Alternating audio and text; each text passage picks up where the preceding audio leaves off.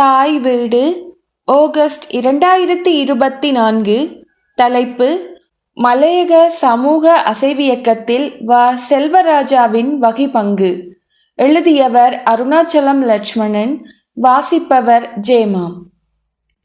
மலையகம் ஆளுமைகள் பலரை நாம் இழந்து வருகின்றமை கவலைக்குரிய விடயமாகும். தலவாக்களை மண்பெற்ற அவ்வாறான ஆளுமைகளில் ஒருவரான செல்வராஜா அவர்களின் மறைவு 2023 வருட இறுதி தினத்தில் நிகழ்ந்தது. கல்வி இலக்கிய செயற்பாட்டாளர்களிடையே இம்மரணம் பெரிதும் தாக்கத்தை செலுத்தியது. செல்வராஜா சார் வாசே என அறியப்பட்ட செல்வராஜா அவர்கள் மலையக சமூக அசைவியக்கத்தின் முக்கிய அங்கமாக விளங்கினார் என்பது குறிப்பிடத்தக்கது. அந்த ஆளுமையின் பலம் பலவீனம் என்ற நிலைகளுக்கு அப்பால் அவரது சமூக அணுகுமுறைகளை அலச வேண்டியது காலத்தின் கட்டாயமாகும். மலையக கல்வியின் உச்ச அடையாளமாக திகழும் ஸ்ரீபாத தேசிய கல்வியற் கல்லூரியில் நீண்ட காலம் கடமையாற்றியவர். இக்கல்லூரியில் ஆரம்ப காலம் தொடக்கம் விரிவுரையாளர், உபபீடாதிபதி ஆகிய பதவி நிலைகளில் கடமையை தொடர்ந்தவர். தோட்டத் தொழிலாளர்களின் தொழிற்படையினருக்கு அடுத்த நிலையில் எண்ணிக்கையில் பெரும்பான்மையான நிலையிலுள்ள ஆசிரிய தொழிற்படையினரை உருவாக்கிய அணியில் அங்கம் வகித்தவர். மலையக கலை இலக்கிய செயற்பாடுகளின் பின்புலத்தின் நீண்டகால செயற்பாட்டாளர். மலையக மாற்று அரசியல் அணி உருவாக்கத்திலும் தாக்கம் செலுத்தியவர். சிரேஷ்ட கல்வியலாளர் என்ற வகையிலும் முக்கியத்துவம் பெற்றவராக செல்வராஜா விளங்குகிறார். யாழ் பல்கலைக்கழகத்தின் பட்டதாரியான இவர் மலையக சமூக மாற்றத்தின் முக்கிய அங்கமாக விளங்கும் கல்வித்துறையின் செயற்பாட்டாளர் என்ற வகையில் இவரின் வகிபங்கு விரிவாக ஆராயப்படல் வேண்டும். ஆசிரியராக, ஆசிரிய கல்வியலாளராக, ஆசிரியர்களுக்கான பாடத்திட்ட வகுப்பாளர், வளவாளர், பாடநூல் உருவாக்க குழு உறுப்பினர், பாடநூல் உருவாக்க குழுவின் பொறுப்பாளர் என்ற வகையில் இவரது பணிகளை வெவ்வேறாக பட்டியல்படுத்தலாம். கற்பித்தலில் வரலாற்று துறையில் அடையாளப்படுத்தப்பட்டுள்ள நிலையிலேயே தமிழ் மொழி கற்பித்தலில் தன்னை ஈடுபடுத்திக் கொள்கிறார். தமிழ் மொழி கற்பித்தலில் தனித்துவமான அணுகுமுறையை பின்பற்றியவர். மலையகத்துக்கான உயர்கல்வி நிறுவன களமாக அமைந்துள்ள நிலையில் அங்கு கல்வி பயிலும் மாணாக்கர்களின் செயற்பாடுகள் சமூக எழுச்சியின் அடையாளமாகின்றன. இதுவரையில் மலையகத்துக்கான பல்கலைக்கழகம் என்ற முனைப்பு பேச்சளவில் மாத்திரம் இருக்கின்றமை கவலைக்கிடமான விடயமாகும். ஸ்ரீபாத தேசிய கல்வியற் கல்லூரியில் ஆசிரிய மாணவர்களாக உள்நுழைந்து ஆசிரியர்களாக வெளிவந்தவர்கள் பல்கலைக்கழக கல்வியை தொடர்ந்து மலையகம் கல்வித்துறையின் காத்திரத்தை உறுதிப்படுத்தி வருகிறார்கள். அவ்வாறே போட்டி பரீட்சைகள் ஊடாக ஆசிரியர்களாக உள்ளிருக்கப்படுபவர்களும் இவ்வாறான அணுகுமுறையில் வெற்றி காண்பது வரவேற்கத்தக்கது. அவ்வாறே கொட்டகலை யதன்சைட் ஆசிரியர் கலாசாலையின் பங்களிப்பும் மதிப்பிடக்கூடியதாகும். சமூக மாற்றத்துக்கான ஆசிரியத்துவமும் மலையகமும் எனும் பார்வையில் ஆசிரியர்களின் வகிபாகம் பற்றிய அவதானத்தை கவிஞர் சு. முரளிதரனின் கட்டுரையில் நோக்கலாம். இக்கட்டுரை லயம் 1வது இதழில் வெளிவந்தமை குறிப்பிடத்தக்கது.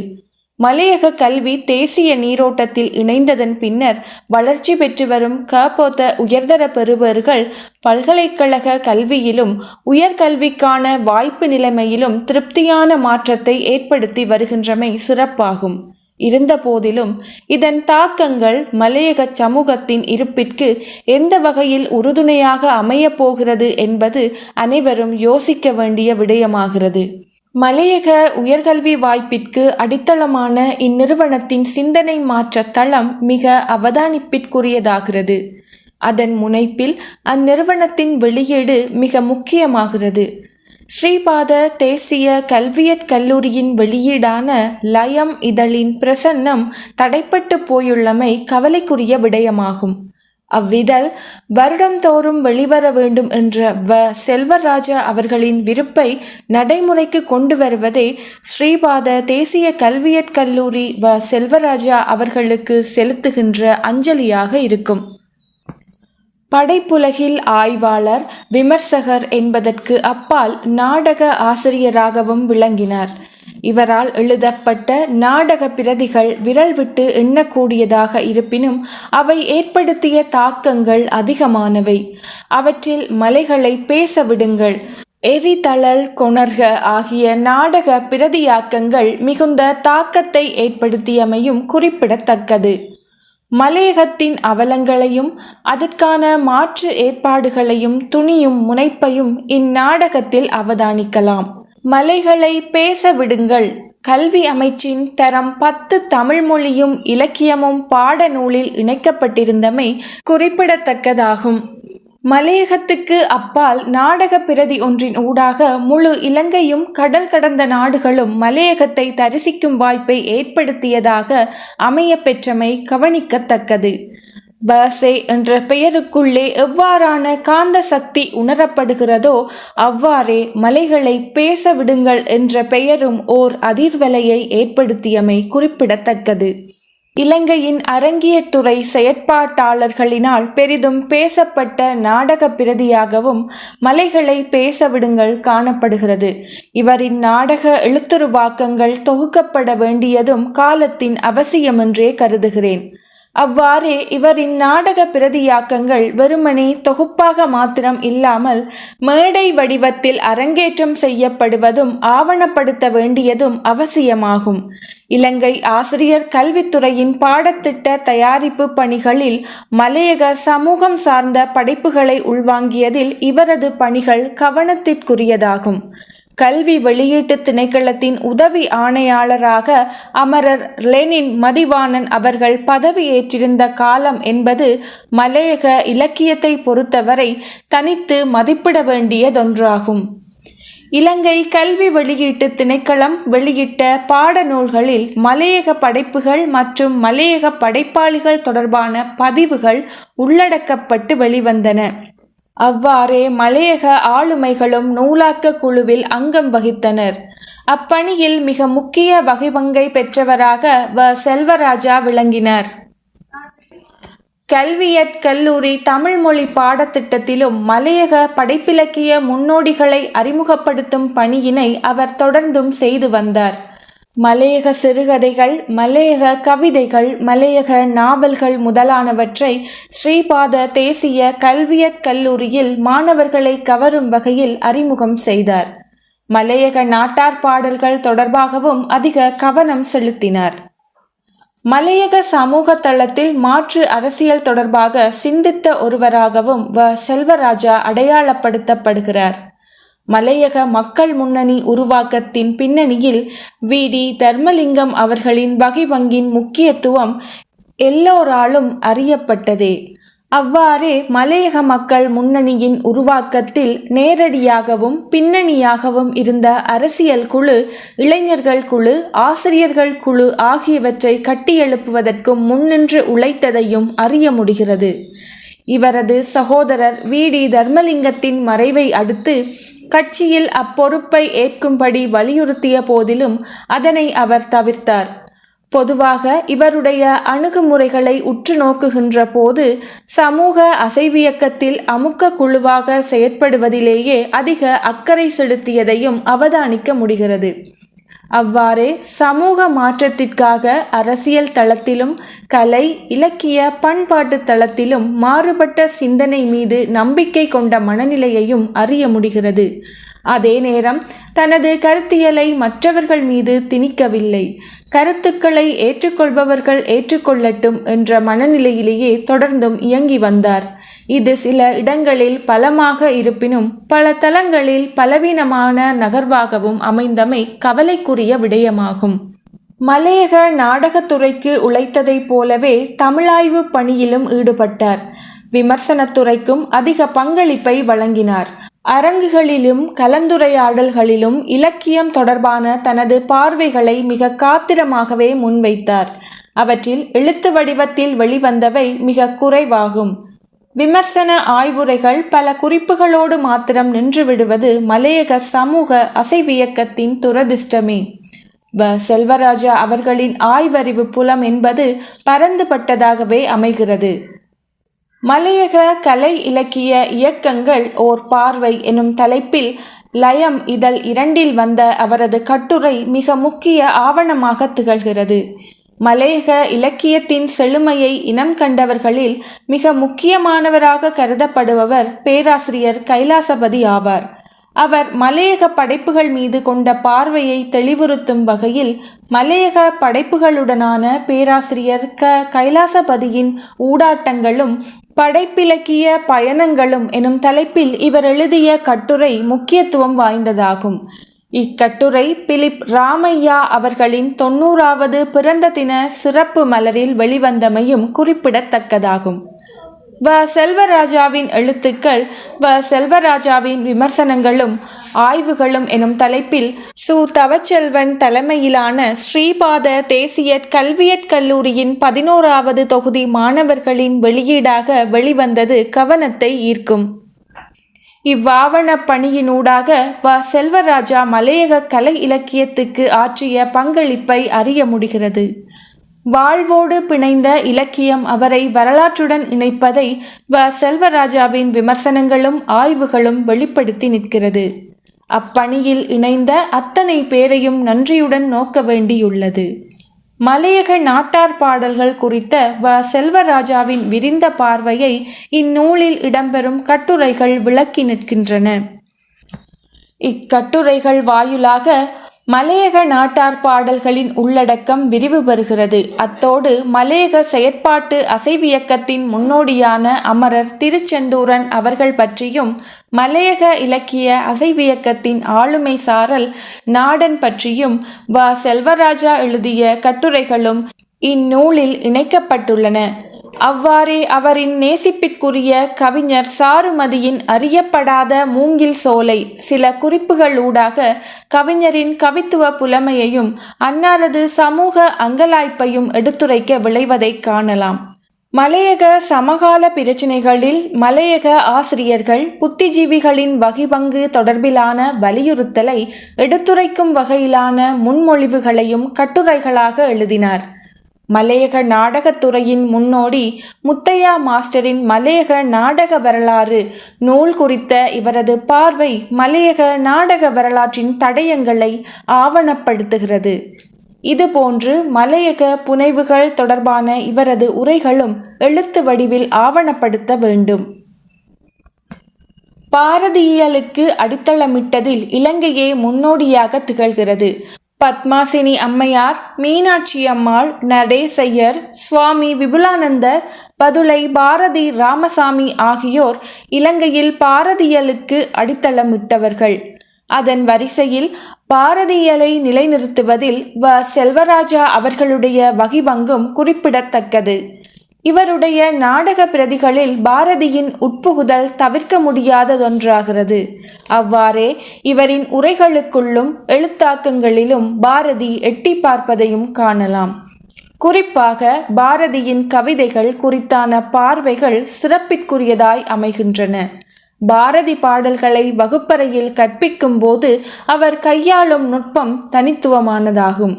சி.வி. வேலுப்பிள்ளையின் கவிதைகள் மீதான இவரின் ஈடுபாடும் அக்கவிதைகள் தொடர்பில் இவரால் முன்மொழியும் சமூக பாங்கும் வித்தியாசமான சமூக உந்துதலுக்குரியதாக அமைவதும் குறிப்பிடத்தக்கது. பாரதியின் குயில் பாட்டு, கண்ணன் பாடல் ஆகிய தலைப்புகளில் இவரது உரைகள் பாரதி மீதான ஆதர்சனத்தை வலுவடைய செய்துள்ளன. சிவியின் நாவல்கள் தொடர்பில் அச்சித்தரிப்பு நுட்பம் தொடர்பில் இவரது வியாக்கியானங்கள் சிந்தனையோட்டத்தை அதிகரிப்பதாக அமையப்பெறும்.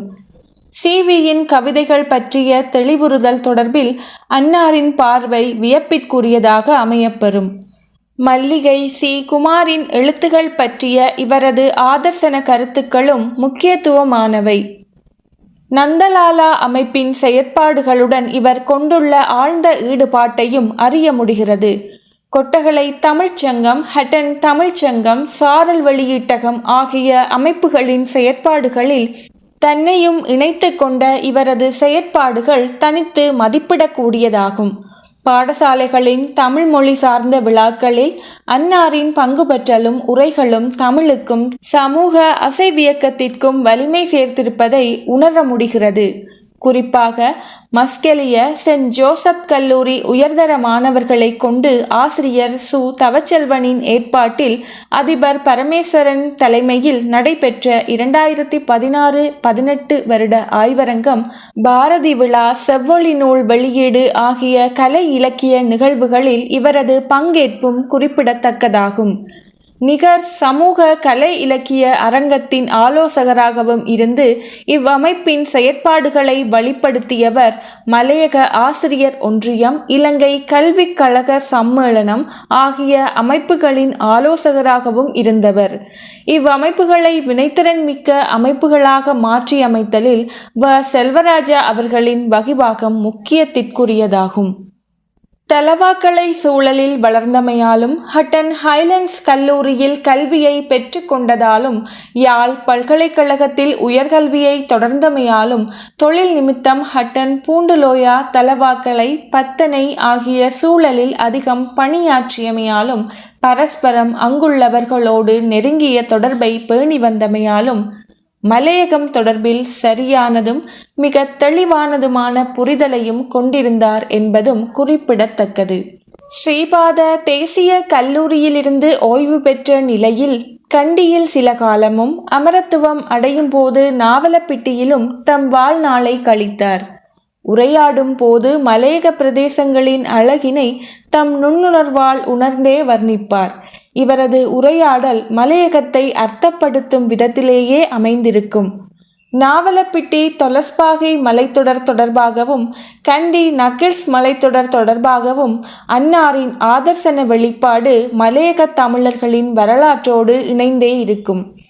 மலையக மக்களின் வரலாற்றில் ஏற்பட்ட கசப்பான துன்பியல் சம்பவங்கள் மீது நிச்சலான மன உணர்வை வெளிப்படுத்துவதோடு அச்சம்பவங்களை கண்டிக்கவும் செய்வார்.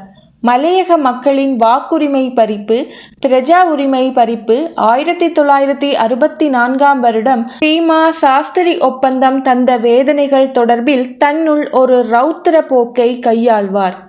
பாரதி ரௌத்திரம் எனும் சொல்லை அணுகிய நுட்பத்தை ஆதர்சனமாக வெளிப்படுத்தி உரையாடுவார். 1964 வருடம் மலையக மக்களின் ஒரு சாரரின் புலப்பெயர்வு குறித்தும் நக்கிள்ஸ் மலைத்தொடருக்கு அண்மைய மக்களது வாழ்வியல் குறித்தும் இவரது அனுபவம் ஆழமானது. இப்பகுதியில் இருந்து புலம்பெயர்ந்து தமிழகத்தில் வாழும் தோழர் மூசி கந்தையா அவர்களது குருநதிக்கரையில் நாவலை 2019 வருடம் வெளியிட்டதோடு நில்லாது அவற்றில் 2 பிரதிகளை விரிவுரையாளர் எம். ஜெயசீலன் ஊடாக அனுப்பி வைத்திருந்தார். அந்நாவலை வாசித்த போது செல்வராஜா மனத்தை உருக்கும் வகையில் அப்புலம்பெயர்வின் வேதனை மிக்க சில பக்கங்களை ஆவணப்படுத்தி இருந்ததை உணர்ந்தேன். 2022 வருடம் அவரது பிறந்த தினத்தில் ஆகஸ்ட் 7 அவரது வீட்டிற்கு சென்று பரிசளித்தேன். பின்னர் 2 வாரங்கள் கழித்து கண்டபோது அந்நாவலை பற்றி மிகவும் சிலாகித்து பேசினார். புலம்பெயர்வு தந்த வேதனை முனைப்பில் மு. சிவலிங்கம் அவர்களது ஒப்பாரி கோச்சி சிறுகதை பற்றியும் நிறையவே பேசிய ஞாபகம் வருகிறது. பொதுவாக இனிமையாக பாடல் பாடும் ஆளுமையை பெற்றவர் செல்வராஜா. பல சந்தர்ப்பங்களில் அமைதியின் சொரூபமாகவே இவரை தரிசிக்க முடியும். இவ்வமைதி ஆழ்மன உந்துதலின் வெளிப்பாட்டின் அடையாளமாகவும் தென்படுவதுண்டு. சிந்தனை மாற்றத்தை எண்ணத்தோடு மாத்திரம் வரையறுத்து கொண்ட நிலையை விடுத்து மாறாக செயற்பாட்டிற்குரியவராக செல்வராஜா மாறியிருந்தார். அந்நிலையில் மனித பண்பினால் உயர்ந்து சமூக எழுச்சிக்கானதும் மாற்றத்திற்கானதுமான பாதைகளை வகுத்து செயலாற்றினார். மலையக சமூகத்தை நோக்கிய அவரின் அசைவியக்கம் தன்னுள் மட்டுப்படுத்தி கொண்டது அவருடைய தவறா, அல்லது மலையக சமூகம் அவரை சரியாக பயன்படுத்தி கொள்ள தவறிவிட்டதா? அவருடன் நெருங்கி பழகிய தோழர்கள் பிரயோகித்த கடிவாளத்தின் இடரா, இசங்களின் வரையறை ஏற்படுத்திய தாக்கமா என்ற கருத்து நிலைகள் அவரின் மறைவின் பின்னர் பேசு பொருளாகியுள்ளன. அவ்வாறான நிலையை பலவீனமாக கருதினாலும் அவற்றை கடந்து இச்சமூகம் மீதான அக்கறை இவரில் பொதிந்திருந்ததை உணர முடிகிறது. இந்நிலையில் இவரது பிரிவு மலையக சமூகத்தில் சகல தரப்பிலும் தாக்கத்தை செலுத்தி இருக்கிறது. அத்தாக்கங்களுக்கு ஏதுவான காரணங்கள் பற்றி அறிய விளைவதும் அதன் பலமான அம்சங்களை மலையக சமூக மாற்றத்திற்காய் பிரயோகிக்க விளைவதும் பலவீன அம்சங்களை தகர்த்து அதனை படிப்பினையாக கொண்டு முன்னகர்வதற்கும் ஏற்ற பொறிமுறையினை புலமைசார் துறையினர் முன்மொழிய வேண்டியதும் அவசியமானதாகும். வகுப்பறையில் மற்றும் அரங்குகளில் சொல்லித்தந்த பாடங்களுக்கு மேலாக அவரே உலகிற்கு பாடமாகி போனார் என்ற உண்மை நிலையை உணர வேண்டியுள்ளது. நன்றி.